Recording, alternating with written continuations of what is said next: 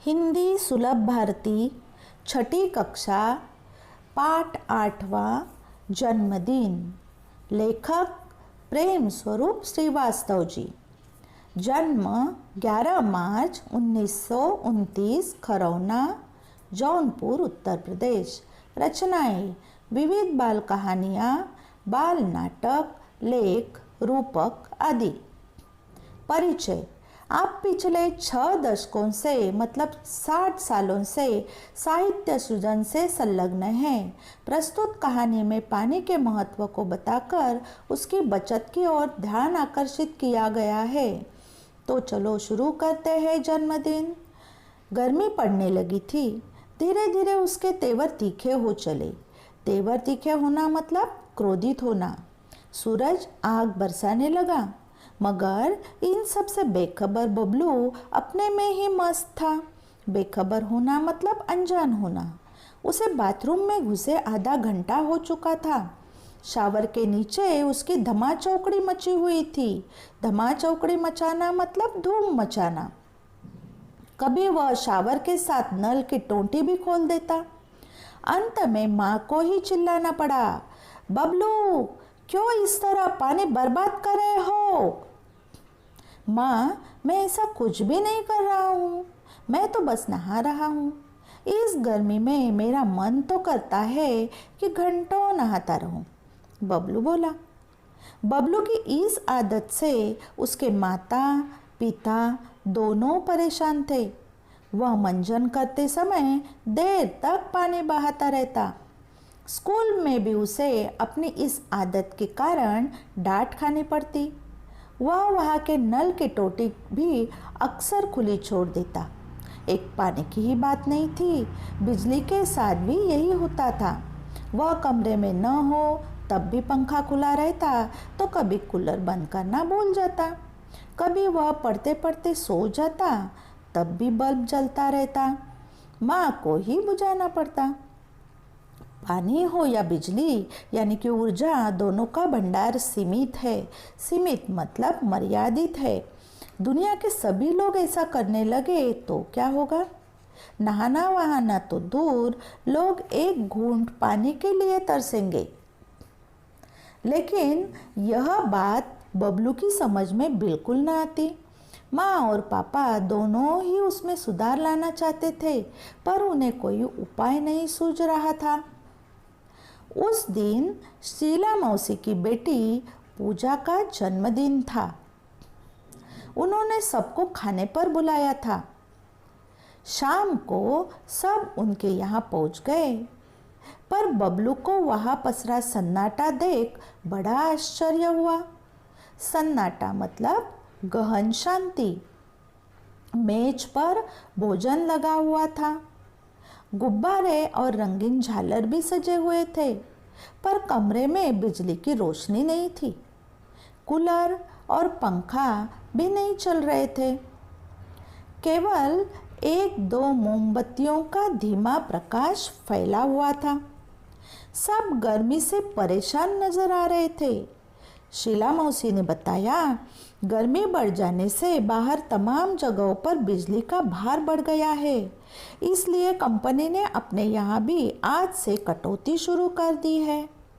आज कॉलोनी के इस ब्लॉक में कटौती हुई है, फिर बारी बारी दूसरे ब्लॉकों में कटौती करेंगे। पर इससे क्या, हम पूजा का जन्मदिन तो हंसी खुशी से मनाएंगे ही। फिर पूजा की माँ ने आरती उतारी और मिठाइयाँ बांटी। हैप्पी बर्थडे के बोल सभी के मुंह से निकल पड़े। धमा चौकड़ी के बीच बच्चों ने गुब्बारे फोड़े। सभी गुब्बारे और टॉफियों पर टूट पड़े। कुछ देर के लिए सब गर्मी की परेशानी भी भूल गए। कुछ देर बाद शीला मौसी बोली, अच्छा बच्चों, अब धमा चौकड़ी बंद करो, सबका खाना लग गया है, आओ जल्दी करो। सब खाने के मेज पर पहुंच गए। इस बीच बबलू को जोरों से प्यास लग गई, मगर शायद पानी न होने से सभी के गिलास आधे ही भरे हुए थे। बबलू एक घूंट में ही सारा पानी गटक गया, पर इससे उसकी प्यास नहीं बुझी। फिर वह खाने में जुट गया। दो चार कौर भीतर जाते ही उसकी प्यास और भड़क उठी। कौर मतलब निवाला, वह प्यास से बेचैन हो उठा। गर्मी अलग परेशान कर रही थी, पर वह पानी पानी चिल्लाने लगा, लेकिन पानी का जग खाली पड़ा था। शीला मौसी मुंह बनाकर बोली, क्या बताऊं बेटे, इस ब्लॉक की पानी की टंकी की सफाई हो रही है। कोई बात नहीं बच्चों, अच्छा बुरा तो होता ही रहता है, तुम लोग खाना खाओ। अड़ोस पड़ोस में देखते हैं, कहीं ना कहीं से पानी तो मिल ही जाएगा। लेकिन इस आश्वासन से बबलू को कोई राहत नहीं मिली।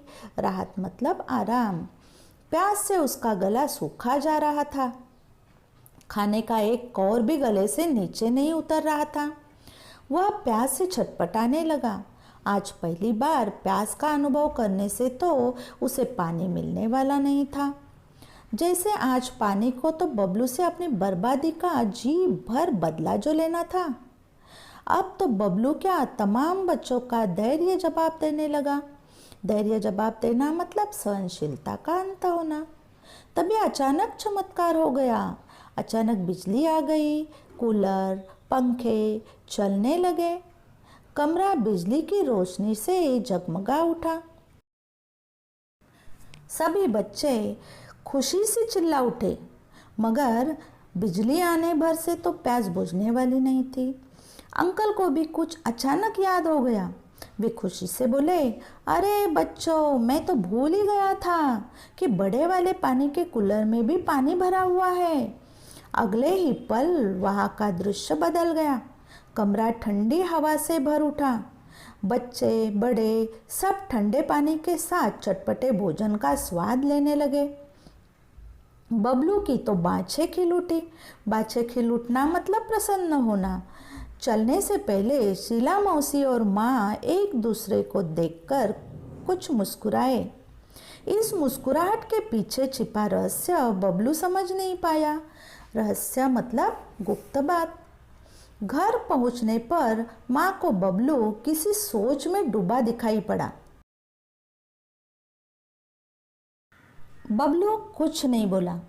शीला मौसी के यहाँ जो घटना हुई वह अब भी उसकी आंखों के आगे घूम रही थी। अपने आंगन की गौरैया की प्यास से खुली चोंच, बाहर सड़क की नाली में जीभ निकाले हाँफता हुआ टॉमी, शीला मौसी के यहाँ प्यास से सूखता उसका गला, पंखा कूलर जरा देर के लिए बंद रहने पर बहता पसीना, बहुत कुछ। नहीं, अब वह ऐसा कुछ भी नहीं करेगा। माँ, कल से मुझे आंगन में किसी बर्तन में पानी भरकर रखना है।